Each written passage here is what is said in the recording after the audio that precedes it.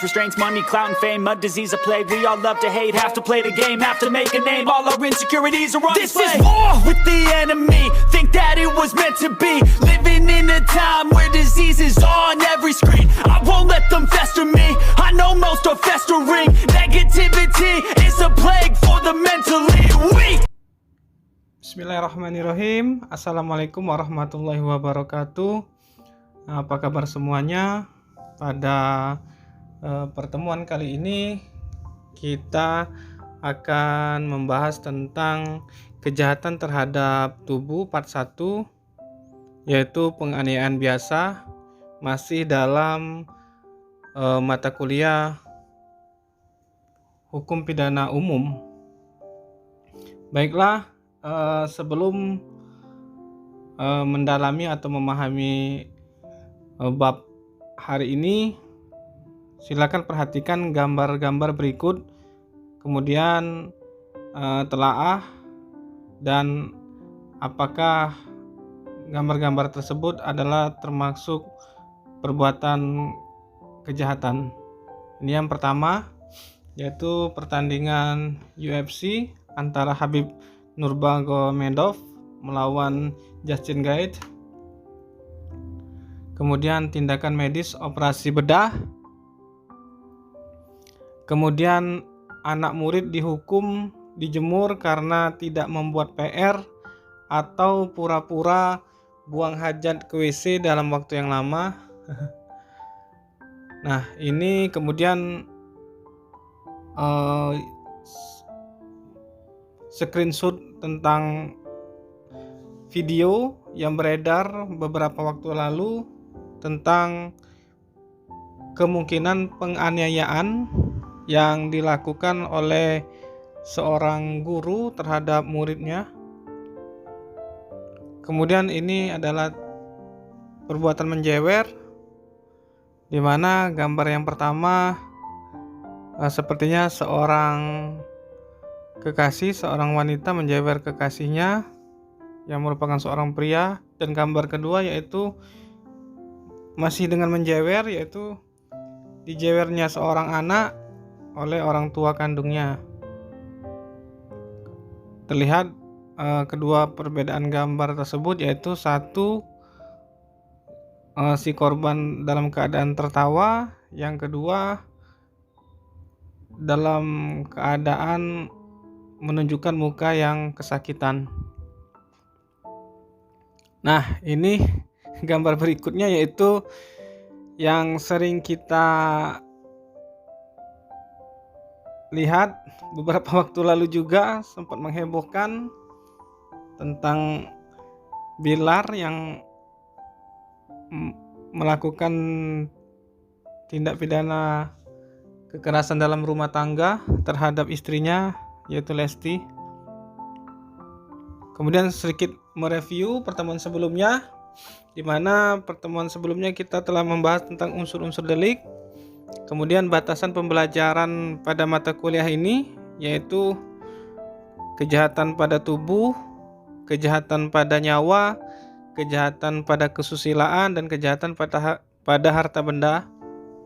Mengapa saya mengutamakan pada batasan pembahasan pada 4 kejahatan tersebut? Karena kita ketahui bahwa KUHP sangat luas dan banyak bahasannya.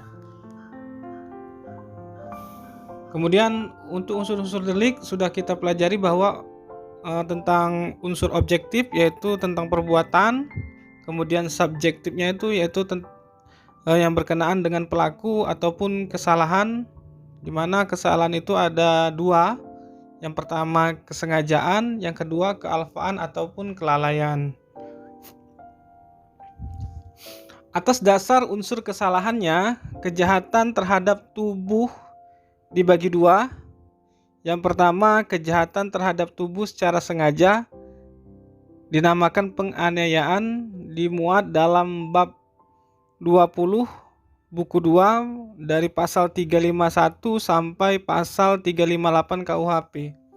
Kemudian kejahatan terhadap tubuh karena kelalaian ataupun kealfaan dimuat dalam pasal 360 KUHP.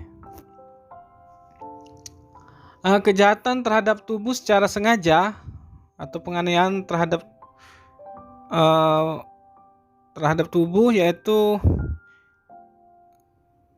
penganiayaan biasa terdapat di pasal 351 KUHP, kemudian penganiayaan ringan pasal 352 KUHP, ketiga penganiayaan berencana pasal 353 KUHP, kemudian penganiayaan berat pasal 354 KUHP, kemudian penganiayaan berat berencana pasal 355 KUHP, dan terakhir penganiayaan dengan cara dan terhadap orang yang berkualitas tertentu yang memberatkan, tertera pada pasal 356 KUHP. Nah, ini inti dari pertemuan kali ini. Kita akan membahas tentang penganiayaan biasa atau sering disebut juga dengan mishandling pasal 351 KUHP. Apa saja rumusan pasal 351 KUHP? Yaitu sebagai berikut. Ayat 1, penganiayaan dipidana dengan pidana penjara paling lama 2 tahun 8 bulan atau denda paling banyak Rp300. Perhatikan footnote-nya ya. Footnote-nya. Kemudian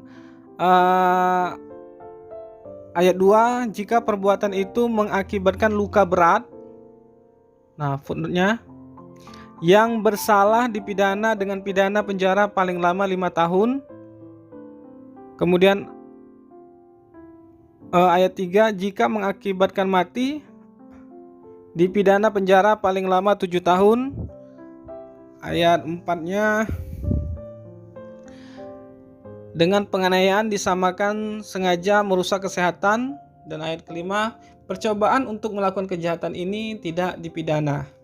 Berarti kalau ada percobaan pada penganiayaan tidak dapat dipidana sesuai dengan pasal 5. Kalau bahasa Palembangnya ngagak-ngagai lah. Nah, footnote tadi kita lihat bahwa di ayat 1 denda paling banyak Rp300. Waduh Pak, sedikit sekali Rp300.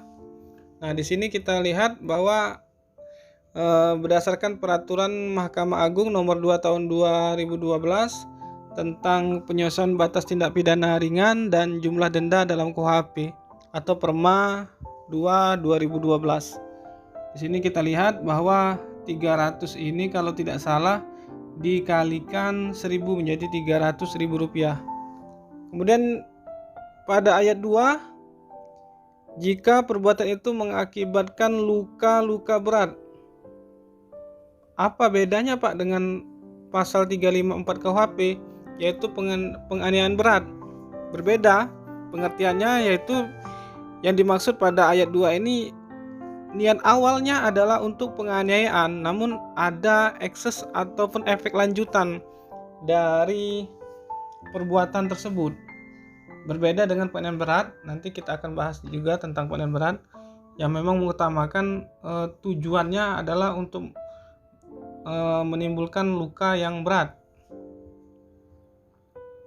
Nah, luka berat itu berdasarkan pasal 90 KUHP yaitu terdiri jatuh sakit atau mendapat luka yang tidak memberi harapan akan sembuh sama sekali atau menimbulkan bahaya maut, tidak mampu terus-menerus untuk menjalankan tugas jabatan atau pekerjaan pencarian, atau karena luka tersebut mengakibatkan hilangnya mata pencariannya. Kemudian kehilangan salah satu panca indera. Kemudian mendapat cacat berat atau Verminking. Kemudian menderita lumpuh. Kemudian terganggunya daya pikir selama 4 minggu atau lebih. Kemudian gugurnya atau matinya kandungan seorang perempuan. Jadi kalau ada keguguran akibat adanya penganiayaan berarti termasuk luka berat.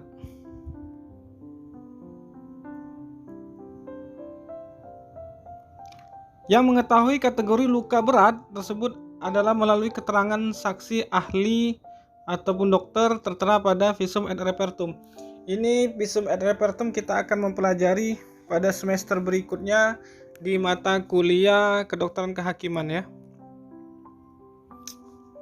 Kemudian unsur-unsur penganiayaan sebagaimana dimaksud di KUHP, unsur subjektif yaitu melawan hukum, adanya kesengajaan, kemudian untuk unsur objektifnya adanya perbuatan, kemudian adanya akibat perbuatan dituju yakni rasa sakit, tidak enak pada tubuh, kemudian lukanya pada tubuh. Penting untuk memahami unsur-unsur tersebut secara utuh, kesatuan dan menyeluruh. Tidak hanya bisa kita memahami secara satu persatu ataupun bagian-bagian tertentu saja. Dalam beberapa jurisprudensi disebutkan bahwa penganiayaan disamakan dengan sengaja menimbulkan atau menyebabkan perasaan tidak enak atau penderitaan, atau dengan sengaja menimbulkan atau menyebabkan rasa sakit dan luka pada tubuh orang lain. Ini yang harus kita garis bawahi, yaitu tentang perasaan tidak enak atau penderitaan, kemudian adanya rasa sakit dan kemudian luka. Dalam arti sengaja atau kesengajaan pelaku haruslah ditujukan semata-mata pada timbulnya rasa sakit pada tubuh orang lain, dan pelaku haruslah menyadari bahwa apa yang dia lakukan adalah hal yang melawan hukum. Ini juga harus kita garis bawahi, yaitu hal yang melawan hukum. Jadi perasaan tidak enak, rasa sakit, luka, dan hal yang melawan hukum. Wujud atau contoh perbuatan yang dikualifikasikan sebagai penganiayaan yaitu mendorong orang lain terjun ke sungai sehingga orang tersebut mengalami luka, kemudian menjemur orang di terik matahari sehingga orang tersebut akhirnya terdapat luka bakar, mencubit, memukul, menempeleng, melempar dengan benda padat, kemudian mengiris, membacok, menusuk, memotong, menyetrum dengan aliran listrik, kemudian memberikan bahan yang merugikan kesehatan pada minuman orang lain, dan sebagainya. Penganiayaan yaitu, sekali lagi saya ingatkan, yaitu tentang rasa tidak enak atau penderitaan, sakit, menimbulkan luka, dan melawan hukum. 3 kategori ini harus benar-benar diingat dan dipahami. Ada lagi perkecualian penganiayaan atau tidak disebut atau tidak masuk dalam suatu kejahatan atau bukan kejahatan. Bila mengacu pada pengertian penganiayaan yang disebut di KUHP, maka terdapat juga penganiayaan dengan sengaja menimbulkan rasa sakit, rasa tidak enak, atau merusak kesehatan dengan maksud tujuan yang dibenarkan oleh hukum dan tidak dapat dikualifikasikan sebagai penganiayaan atau perkecualian karena tidak masuk atau memenuhi pada unsur-unsur penganiayaan secara utuh, kesatuan, dan menyeluruh. Contoh yang tidak memenuhi unsur penganiayaan seperti menimbulkan rasa sakit namun tidak menimbulkan atau meninggalkan bekas jejak luka sangat ringan, di mana kita ketahui bahwa luka yang sangat ringan itu sulit untuk dibuktikan. Berbeda dengan luka lebam, luka bakar, luka goresan, atau luka sayatan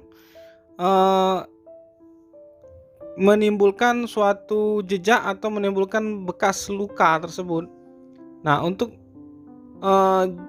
tentang luka lebam, bakar, goresan, dan sayatan itu kita juga akan mempelajari pada semester berikutnya pada mata kuliah kedokteran kehakiman. Menimbulkan luka sangat ringan namun korban tidak merasa menderita. Menimbulkan luka sangat ringan namun korban tidak merasa menderita. Ini sepertinya seperti orang pacaran gitu ya. Dia cubit-cubitan tadi, kemudian sebenarnya ada rasa sakit, namun ada luka, tapi luka yang tidak menimbulkan bekas, dan korban tidak merasa menderita, ataupun sebaliknya menimbulkan rasa menderita namun tidak terdapat luka. Nah, itu biasanya terjadi pada orang yang lagi pacaran, berantem lah istilahnya ya. Intermezzo aja itu. Kemudian menimbulkan luka, rasa sakit namun dibenarkan secara hukum.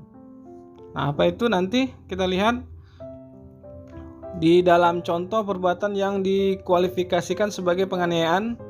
Mendorong orang lain terjun ke sungai jika nyata-nyata dilakukan dengan maksud untuk bercanda secara tidak berlebihan. Kemudian menjemur orang di terik matahari namun sampai batas wajar yang diberikan guru kepada murid sebagai sanksi disiplin.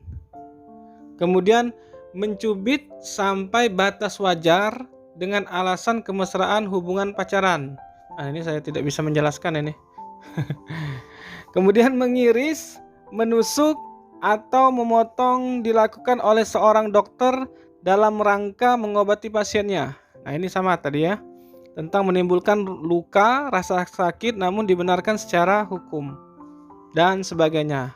Lalu timbul pertanyaan, Pak, bagaimana dengan penganiayaan pada pertandingan atlet profesional seperti pertandingan tinju ataupun cedera yang dialami seorang atlet akibat di tackle dalam pertandingan sepak bola profesional. Nah, itu silakan kalian analisa sendiri setelah kalian mempelajari tadi unsur-unsur yang dimaksud dengan penganiayaan di dalam kategori kejahatan ataupun unsur-unsur yang tidak masuk dalam kategori kejahatan. Nah, quote untuk hari ini yaitu setelah kita mempelajari tentang unsur-unsur penganiayaan, maka kita harus berhati-hati dalam bergaul atau bertindak. Kemudian mampu benar-benar mengendalikan emosi. Hindari sebisa mungkin melakukan kontak fisik. Kemudian setelah mempelajari dan mengetahui unsur-unsur penganiayaan, maka sebagai seorang mahasiswa hukum haruslah bersikap cerdas dan bijak bila menemukan mengalami penganiayaan. Sekali lagi, banyak-banyak bersabar, kemudian harus berpikir jernih kalau kita menemukan tindak pidana penganiayaan. Jangan buru-buru dengan emosi kita membalas. Haruslah kita secara cerdas, biarlah hukum yang memprosesnya. Malulah kalau misalnya seorang mahasiswa hukum melakukan pelanggaran hukum. Saya pikir demikian ya pertemuan kali ini.